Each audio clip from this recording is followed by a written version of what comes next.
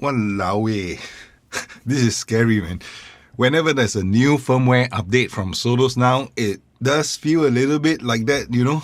So previously, Sonos said that the 14.12 update introduced a bug in Trueplay that substantially lowered the output for Sonos Sub when paired with the Sonos Arc, Sonos Beam, or the Sonos Ray. So they have since fixed the bug in version 14.18, and now the Sub sounds glorious after you perform Trueplay again using the new firmware and software version. But this release note tickled my curiosity just a little bit. It says that it fixes the audio quality issue that reduced the sub output for the Arc, the Beam, or Ray when it's paired with a Sub or Sub Mini. Now, wait a minute. At no point in time before this set of release notes did it occur to me ever that the Sub Mini output was ever compromised. So was the Sub Mini output compromised? Now let me give you the upfront summary like I always do. The truth is, if it was ever compromised, I couldn't tell. I was actually happy with the Sub Mini, so I needed to test it like I always do. From my testing, the short summarized answer is that with 14.18, Trueplay did improve the Sub Mini output just a little bit. And no, it did not affect the Sub Mini negatively in any way. The mid-bass was bumped up by just a little bit in my room when I applied Trueplay 14.18 to the Sub Mini setup when it was paired with the Beam Gen 2. It wasn't a lot, but it still sounded quite good with or without Trueplay. So my conclusion is that if there was ever an impact before, it wasn't much. And did 14.18 do anything to the Sub Mini? A little bit, in a good way. And God forbid, did it break the Sub Mini? Thankfully, no. So you have no more time, you are good to leave this video, or you can stick around, and towards the end of the video, you will find two binaural recordings which will demonstrate the subtle differences that Trueplay makes to the Beam Gen 2 when paired with the Sonos Sub Mini, just so that you can hear for yourself what differences it makes for you. So since you have some time to stick around, let's dive in a little bit deeper. Let's start by looking at the timeline just a little bit. Now, Sonos 14.12 was released on the 19th of July. That's a good 3 months ago. But the Sub Mini was only released to the public on the 6th of October earlier this month. Now, even though I got a review unit earlier, it was still way after the problematic Sonos 14.12 that destroyed the Sub Mini output. So they claim. I didn't think it did, but well. In other words, we've never actually heard how the Sub Mini sounded like before the whole fiasco, before the whole problem with 14.12.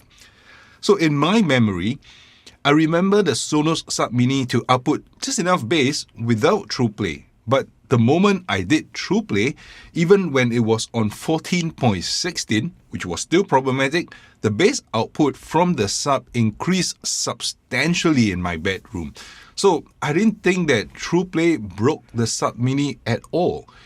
But again, remember, at that point in time, no one knew what the Sub Mini was supposed to sound like. And if you watch my previous videos reviewing the Sub Mini, you'll know how much I love the Sub Mini for its subtle and smooth, even bass response.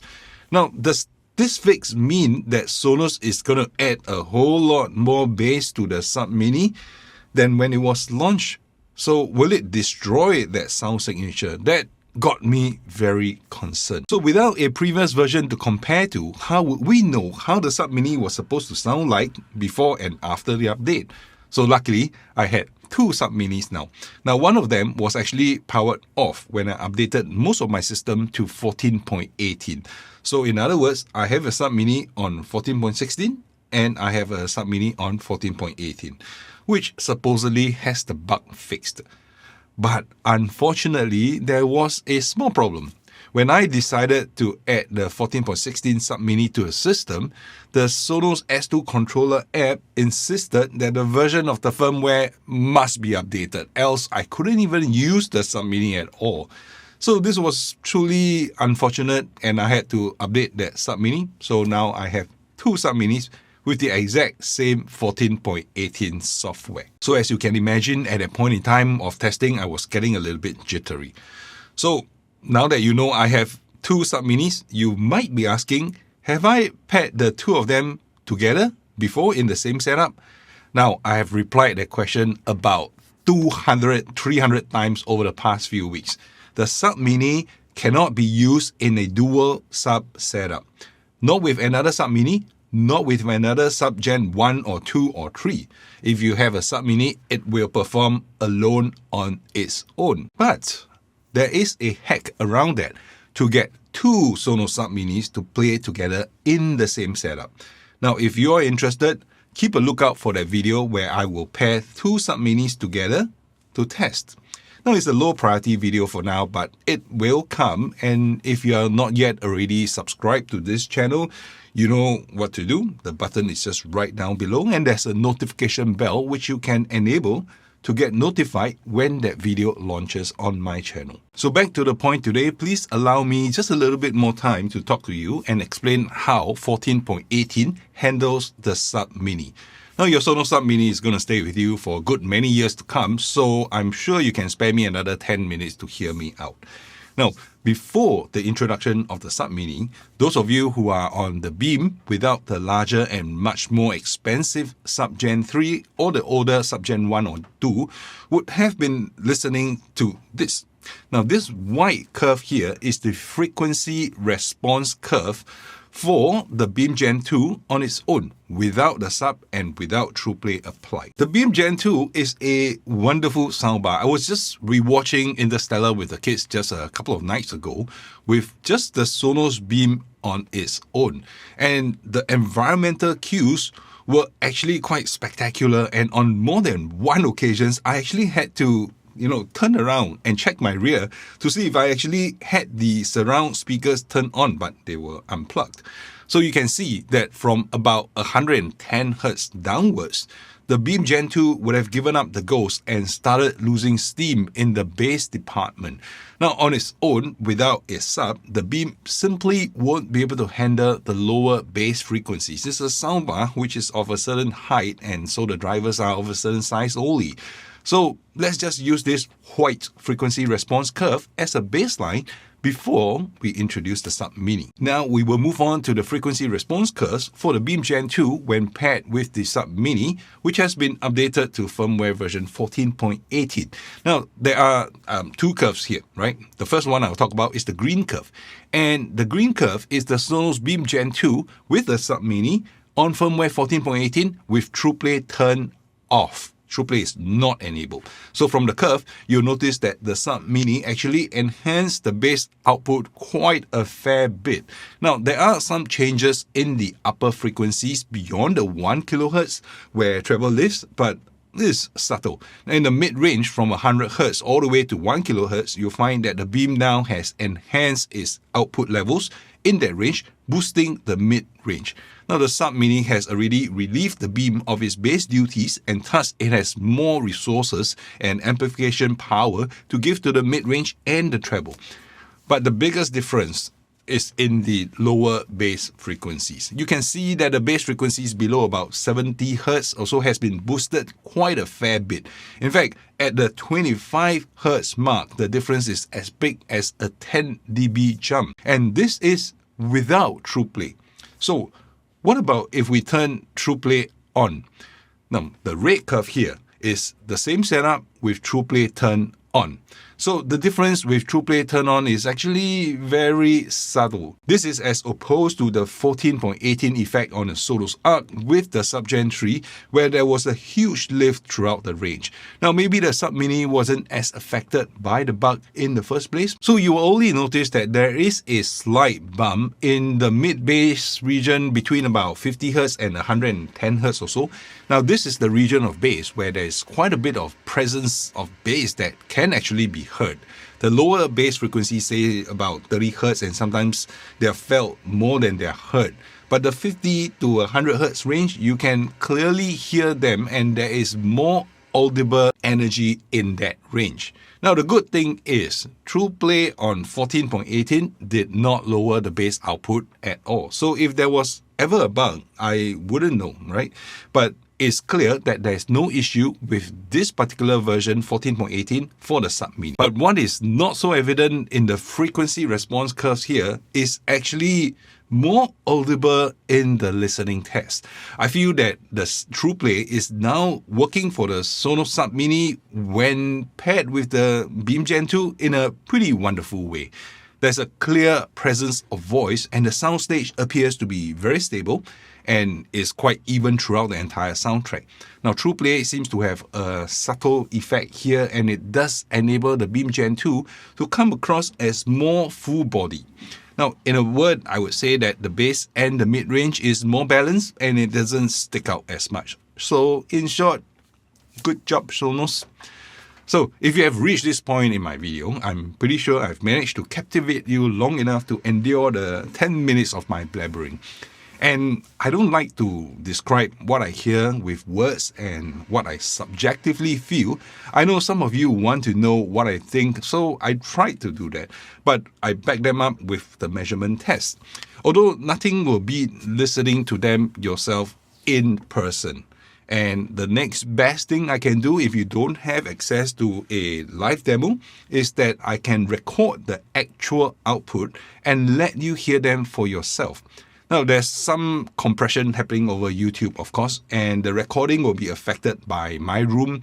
And you should wear a good set of headphones or use a good set of speakers or soundbar, even with the sub attached, to hear the subtle differences. But regardless, I'm attaching two binaural recording of the Sonos Beam Gen 2 when it's paired with the Sub Mini. Why two? Because I wanted to compare them with Trueplay turned off against itself with Trueplay activated. So you can hear for yourself what the small little differences are. Now, even if you can't hear the small difference, you can refer to the spectrum analyzer where I plot out the full real-time spectrum analysis of each recording. You can pause at any point in time in the videos so that you can compare the frequency response of the setup at any specific segment in the Dolby Atmos demo. So here we go.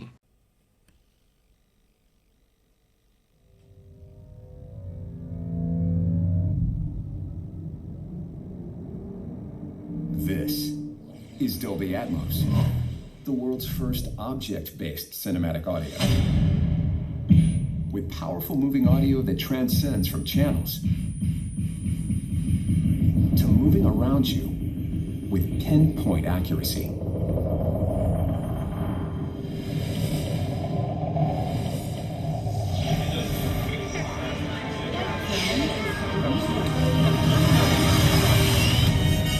Whether the soundscape sets the mood of the scene.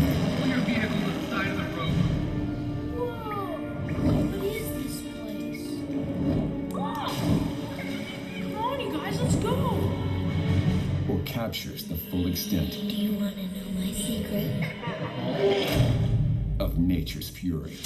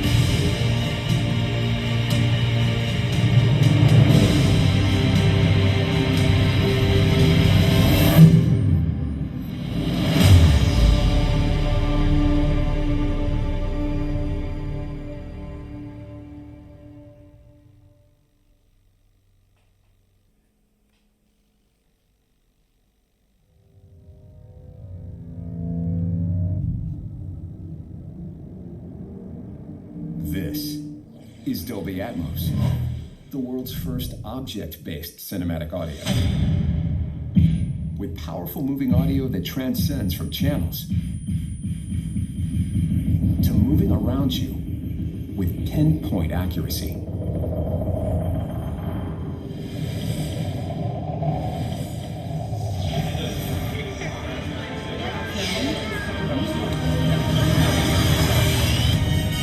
Whether the soundscape sets the mood of the scene.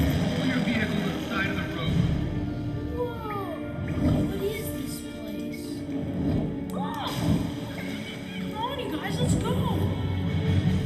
captures the full extent Do you want to know my secret? of nature's fury.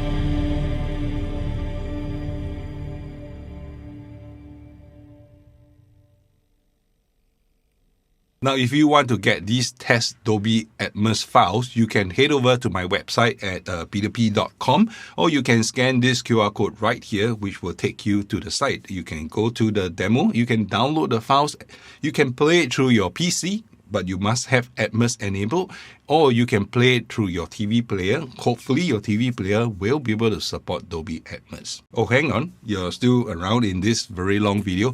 Well, I'm thankful for that. I hope this video has been helpful to you, and I hope that you have benefited from my analysis as well as the binaural recordings that I've done for you. Now, if these have helped you in any way, I'll appreciate it if you could subscribe to my channel, leave a comment or a like to help the channel grow, or you can leave me a super thanks using the button below if you'd like to buy me a coffee.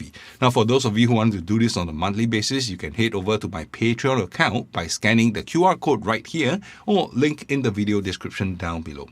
And so, for today, we have reached a conclusion that Trueplay is making the Sub Mini sound great too. In my previous video right here, I have tested and talked about how Sonos has created the best sounding profile with 14.18, but it was with the Sonos Arc and the Sub Gen 3.